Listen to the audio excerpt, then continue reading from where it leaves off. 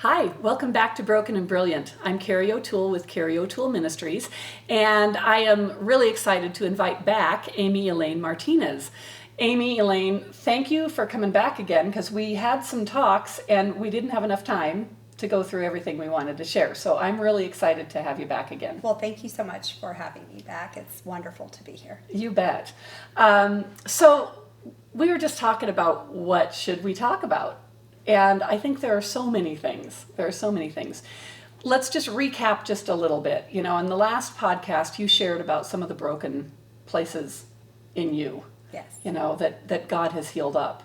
Mainly infidelity, right? And I mean, not mainly, that was just the big one. Yeah. You know, that's the one That's a big one. It's a big one. I'm sure there are lots of others like, let me just point that right out, shall I, right at the beginning. But you've been healed from all of that. Yeah. And that's pretty amazing. And did you ever feel like that might take you out of the running for being able to, like, do anything for God? Absolutely. I mean, there was a time when I was like, well, this is going to be it, or, you know, I don't know if this could be it. But often, you know, I ran from church and from my traditional values and all of that real hard, ran away. And in very... Why did you run? Because I thought it wasn't any fun, and I didn't like the rules. It felt like rules and regulation, and I didn't really like that. Yeah. My word for the year, Carrie, is rebel. And people are like, rebel? What? I mean, what are you talking about? And it's really just being rebellious to the things of this world that are not for me, you know? And Totally different type of rebel. Yeah, totally different kind of rebel. Because when I first decided on that word, I was like, what does that mean? But, you know, just really being bold and almost audacious about the freedom that we have. Which is totally opposite. So you're running from rules and regulation. You're running away from God. You're running away from everything you had learned. And now your rule is to be a rebel against all of that. Yeah. You know, that stuff happens. I think that it is just... it's just a different place, a different time, and I think that when we have felt discounted and when we felt like an outcast, that we, you know, like we could never live up, we weren't going to be good enough, and just debunking that lie. Yeah. Like, we can walk this out. We can. Right. In live fact, the freedom. so you ended up in women's ministry. Crazy. Crazy. I never would have guessed that. How did that happen? You know, I was leading a lot of studies, and I had a mentor friend who's actually my exact same age, but she's just wiser. She's just done more things, and she is a great mentor friend, and she just saw something in me, and she was at the time the women's ministry director at our church, and she came to me one day and she goes, I need you to, you know, like, pray about something, but I can't tell you what it is. And I'm like, well, that's weird, but okay, whatever. God, and I'm praying about something. Yeah, that was a little awkward, but I was like, okay. And she's like, I just need you to be ready if, you know, I can't tell you where. I'm like, okay. So she was moving it to a different position, and she was already on staff, right. and she couldn't tell me everything. So she came to me one day and she said, I really feel like you are supposed to be the next women's ministry director. And I'm like, me? Like, I am timid and shy, and I don't like to speak in front of people, and I mean, really, all these things. And we've just met, so it's kind of funny because I can't see that, but yeah. Yes, a year ago, a mic scared the heck out of me. I mean, bad scared. A microphone? Yes. Yeah. Oh, yeah. Terrified. Yeah. And, you know, now I'm definitely more comfortable, but I remember I started doing some Facebook Lives, and I was terrified, and I just thought, oh my gosh, all eyes are on me. What in the world, you know? I still can't do one. I don't love it. And I don't even know if I need to or what, but I get that feeling. It's like the minute you put that up there, you know. Yeah, and it's live, and you're like, yeah. But, you know, I think that that was used in a mighty way to shed some fear off of me so that I could step into the radio thing, because I had no idea the radio thing was coming. It was not anything that I went looking for. It found me. Well, it sounds like so did this women's ministry. It did. Sorry, I didn't answer No, that's your all question. right. But Thank you. just segueing back. Yes, I got lost. Sorry, rabbit trail. Yes, the women's ministry. I would never have thought that that would be a place that I would be used or even enjoy. And I didn't really like women. Did I say that out loud? I said that kind of quietly. I did not really like women. Yes. Yeah. I felt threatened by them, and I felt like I didn't measure up. And so I had very few girlfriends growing up in high school because I always had a boyfriend and I spent all my time with him because I was a mess. But anyway, I was really surprised, and it took me a long time. And in hindsight, when I look back at that time, there's a couple of things. One thing is that I never fully walked in my authority in that position because I didn't think I was deserving of it. I didn't think I could live up to the call of it. So even as you were doing it, yes, you were kind of putting yourself down Yeah. and suppressing yourself Yeah. and not being everything that you could be because you didn't believe you deserved to be there. Yes. And part of that was a situational thing where somebody, my boss was not available to me. She had a personal meltdown, crisis in her life, and she was not available to me. And so I was just walking this thing out and not knowing what in the world I was supposed to be doing or what I was like okay to do or what was out of my, I didn't want to cross anybody's boundary lines or anything. And so I didn't really know what I was doing, but I just did the best that I could do. And I did it well, and I loved it. And I found it turned out to be a real sweet spot for me. And I loved it. One of the other greatest lessons that I loved learning in that time was that you cannot look at a woman and know, or anybody, but I was working with women, so I'll say women. You can't look at someone's life and think that you know what's going on at all. Because I would look at women and think, they're perfect. They have this whole Pinterest style life. Everything's great. And then in confidentiality, they would come to me as the women's ministry leader and say, my husband verbally abuses me all the time. I live in fear every day of my life that I'm going to say something wrong or, do something wrong and I'm going to pay for it. And I'm like, never would I have guessed. And it gave me such a compassion for women and for people in general, because you do not know what they are going through. You can't, and you cannot judge someone's life. Right. Just because someone's having a good hair day doesn't mean everything's going great. No. Yeah.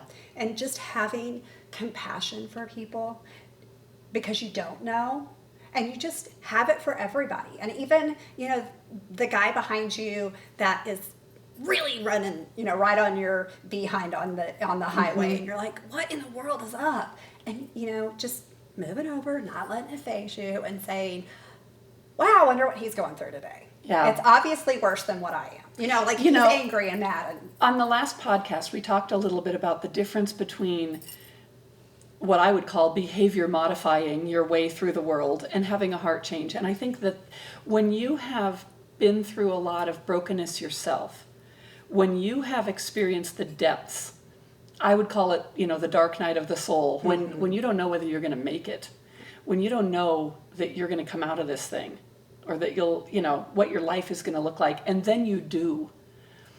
You come out, and I found for me, I was much less judgmental than I used to be. Yes.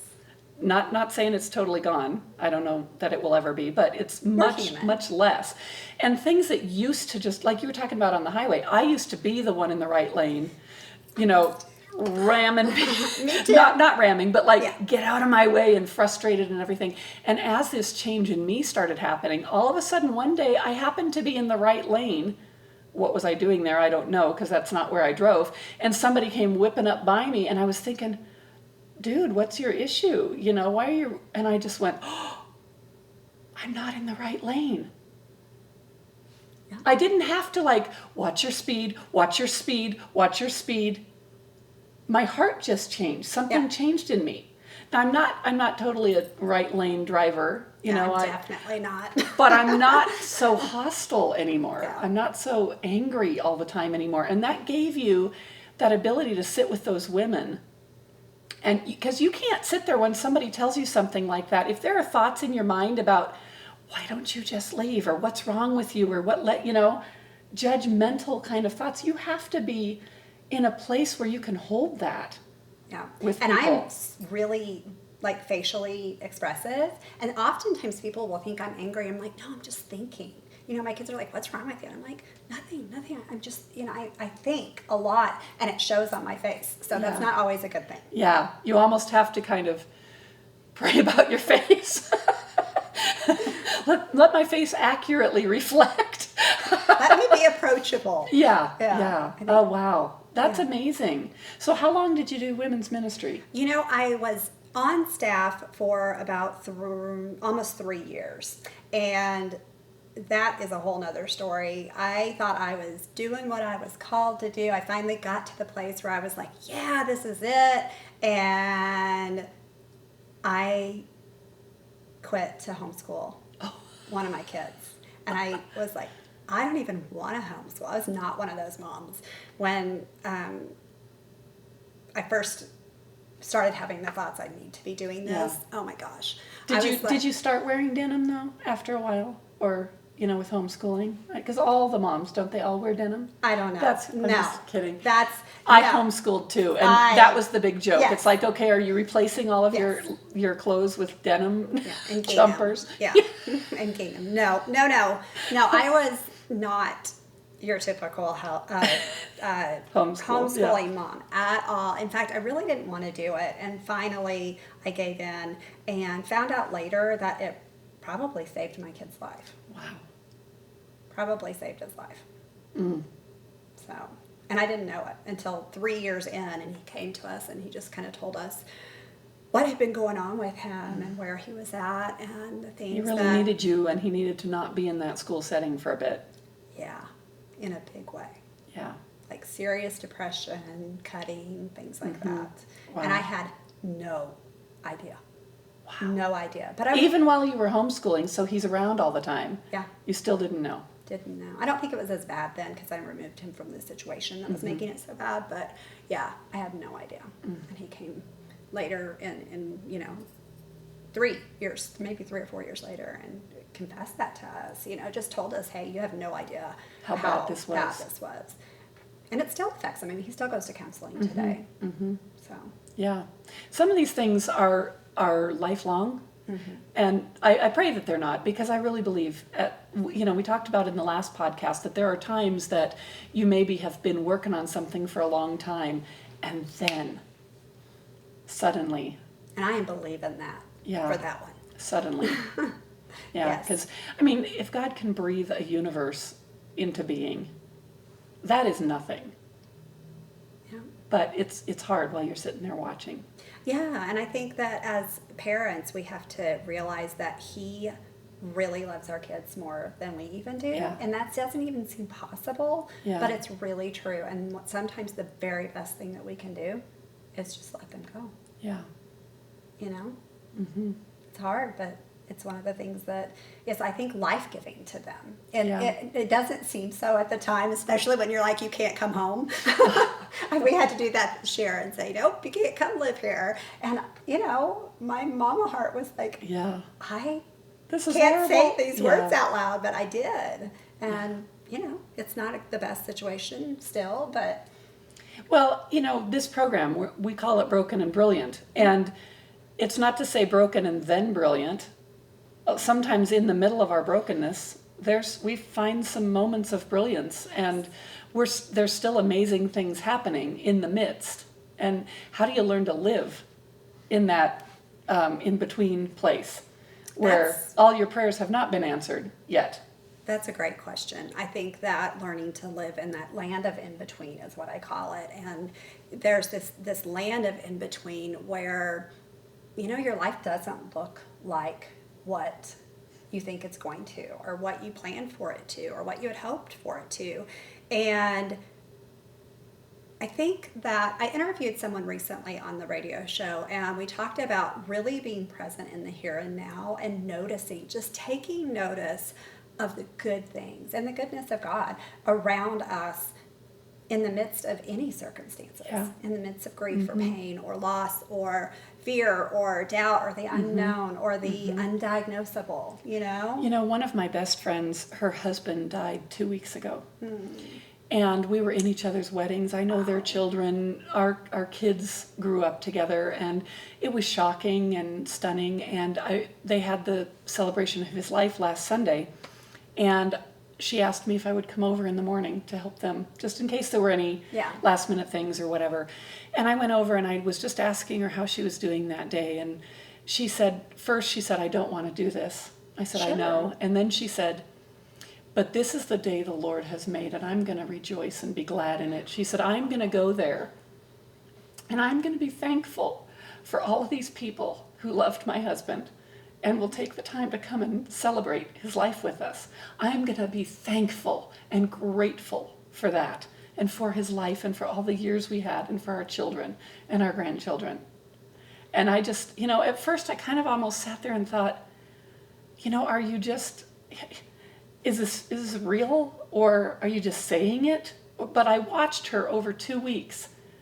And yes, she broke down. Yes, she cried. This is tragic. And yet that's her. She said, I am choosing. You have to choose. Yeah. So often I think we have to choose. My ministry is A Broken Girl Made Whole, and my tagline is Heart Shattered Lives Becoming Whole Again. Something like that. I can't even think of what it is right now. Sorry. That's why mine's 2 words. Because I'm trying to remember this Bible verse, and I'm like, I got to remember this verse more important than my tagline. That's all right. Heart shattered. I don't know what it. But there's a verse in Psalm, and it's in the Message, and it says, and it's Psalm 51:17. It says, "Heart shattered lives don't for a moment go unnoticed by God." And that's not exactly how it's quoted. Heart shattered lives ready for love don't for a moment go unnoticed by God. And that is the foundational verse of my ministry. And it is so true that when our hearts are shattered in those moments, like your friend, that he notices, and I think he just pours out an extra measure of love and grace strength. and strength and courage. How could she say that? Yeah, I know. Tell us a little bit more about your ministry. Okay, well, I wrote a book called Becoming a Victory Girl, and the tagline for that, or the subtitle, is Staking Your Claim in the Kingdom. And this book is really just a field manual. It's a short book, 5 chapters, and it has lots of scripture within those 5 chapters. And it is a book that can really help someone who is just facing everyday battles. I have a friend who said that when I first released it, she said, I just carried that in my book for like 3 months during this really hard time. And I would just pull it out and read the scriptures and, you know, the encouragement in there. And it is really about, it's not a lot of personal testimony or anything like that. It's really more the just how to get through those difficult times and how to battle it out. Because life, you know, we're going to have battlefields. We're going to have those times when our hearts are shattered. So I wrote that book, and like I said, and I think the last podcast that we did, I started blogging and writing publicly about 3 years ago, and so much has happened. I have the radio show where we talk about that for a minute. What's it called? It's called Real Victory Radio, and it's on 94.7 FM, The Word, here in Denver, but you can hear it from anywhere if you live stream from their website. And on Real Victory Radio, we talk about being real and getting ready and equipped, using the REAL, getting ready and equipped for an authentic life of real victory. Yeah, that's great. You know, it's funny because I was a guest and I didn't even know that. When I came, I just kind of came and talked and tried to be real, and that's what we did. And that's why I asked you to come on. Because you're good at that. That's awesome. You're good at that. Yeah, we talk a lot about victory and living the victorious life and an authentic life. That's hard to say, 3 A's in a row. And an authentic life.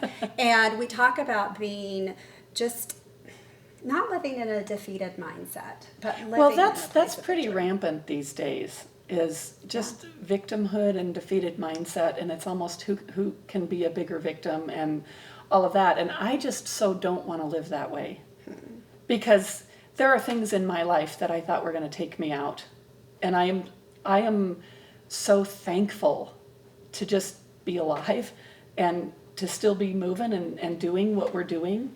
Yeah. But a lot of people don't know how to get there. What are some things in there? Can you share a couple things from your book?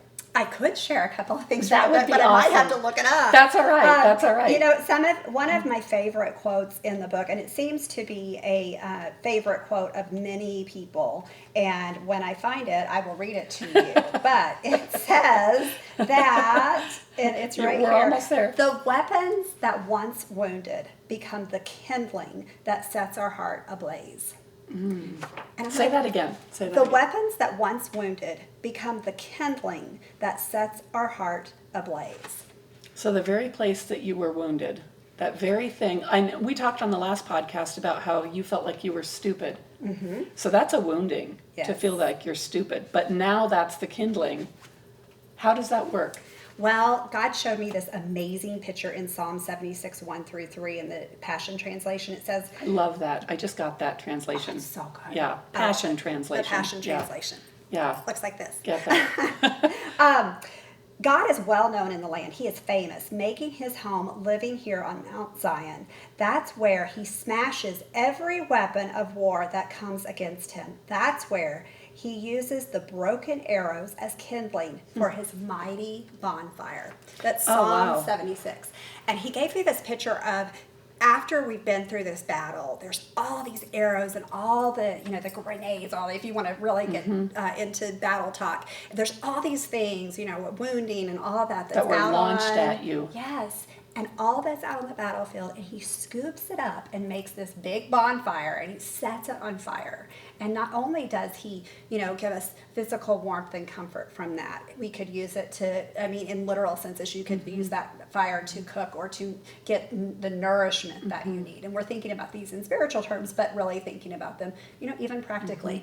The things that were used against us become the thing that turns our heart so much towards him when we're through the battle, and sometimes in the middle of the battle when we can begin to see those things. And it's not always easy, and it's not always fun. And it's not pretty. It's not pretty. One of my other favorite quotes from my book is that we may come away with a little ash on our face, but oh so beautiful for the work that's been done in our heart when we go through battles and trials, and we're never promised a life of ease and comfort. No, and we forget that. Yeah. I think one of the biggest things that we all struggle with is forgetting. Yeah. Which just seems silly, but you wake up and think, oh, this is going to be a great day, and you forget that we don't live in heaven yet. Yeah. We don't live in the perfect place yet, and tough things may come. Like my friend, she woke up one day and it was her husband's last, and they didn't know that was going to happen. Yeah. And we can shake our fists at God and but that's not going to help. It's not going to help. In fact, it's just going to do the opposite. The very being in the universe who's the one who can provide comfort is, can't come in if we do that. Yeah, he can't. I think, I had a day, not, where my husband died, but you never want to get that phone call. You never want to get that phone call. Yeah. And I can remember we lived right around here in the Plum Creek area by here. And I can visualize that moment right now where I'm sitting on the stairs and I got this phone call from my sister and my mom at the same time telling me that my brother was gone. And it was a avoidable accident. It was fast. It was, we had no idea, and I was not ready for that. Yeah. And you don't expect those things to happen. And I spent the next year of my life absolutely questioning everything I'd ever known. I just was like, how in the world could this happen? He has 2 young kids, and are you good? Are you good, God? Is there ever going to be joy again? How do we find our way through this? What happens? What does this look? Just so many questions. But he met me and answered, them through a year of wrestling. Yeah, and that's the thing. It's not like you ask the question and then every answer just comes lined up and you just have one moment of doubt and all of a sudden, okay, thank you for filling me in all of that. Now I'm good. Yeah, now I'm good. That's not how it happens. Not at all. That there is this wrestling out. I think we forget that we're going to have to wrestle some things out, and we're going to have to fight for some things. And I do talk about that in Becoming a Victor Girl. I talk about we have to fight for what's ours. Yeah. And what's that look like? Can you think of a time that you had to fight for something and now it's yours? You're putting me on the I know, I didn't mean spot, to. And if we Carrie. can't, that's okay. I'll try. I think that,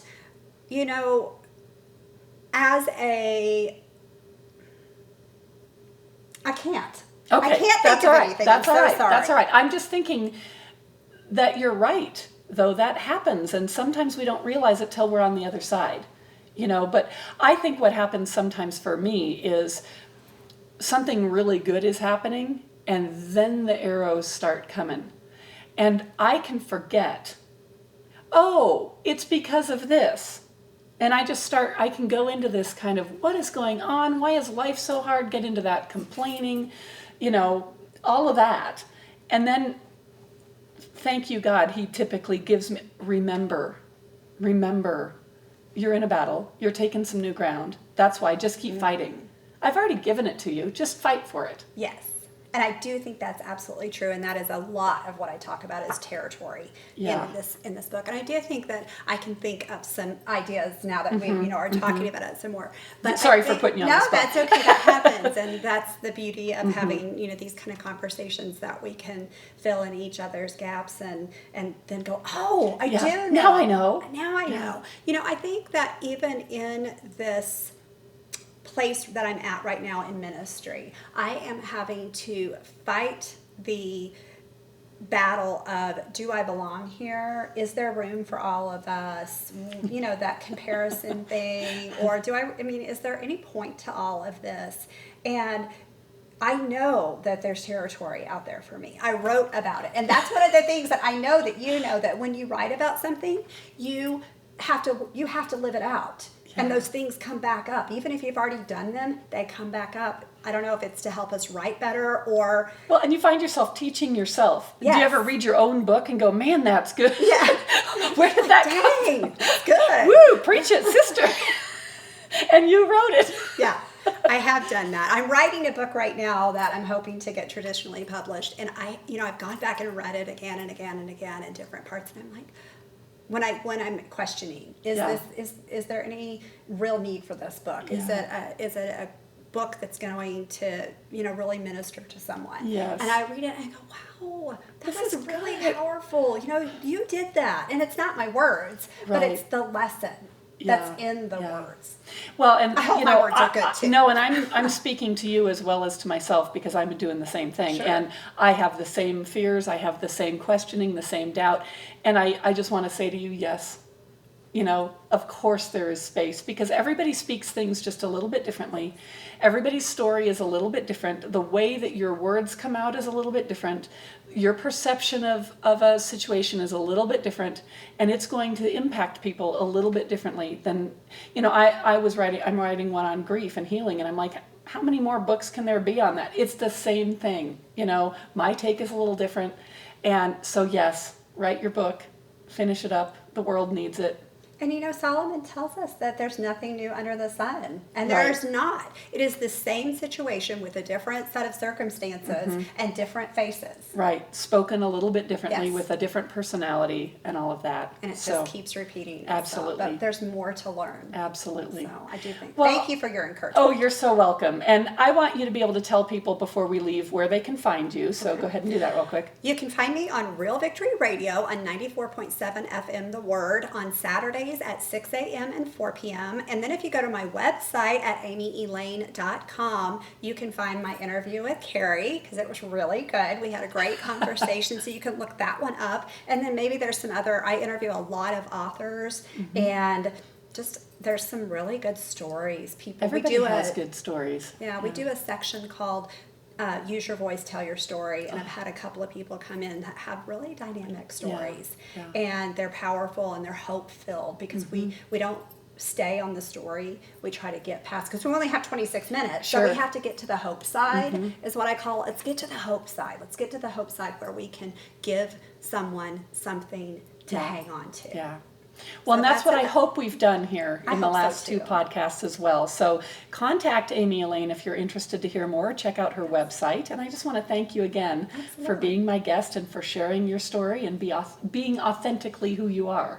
Well, thank you for having me. I love our conversations. We started in a coffee shop, and this felt like coffee too. So that's what I was hoping. Yes, we always do. You bet. So thank you all for joining us. It's been great to have you. And this is Broken and Brilliant, and I'm Carrie O'Toole.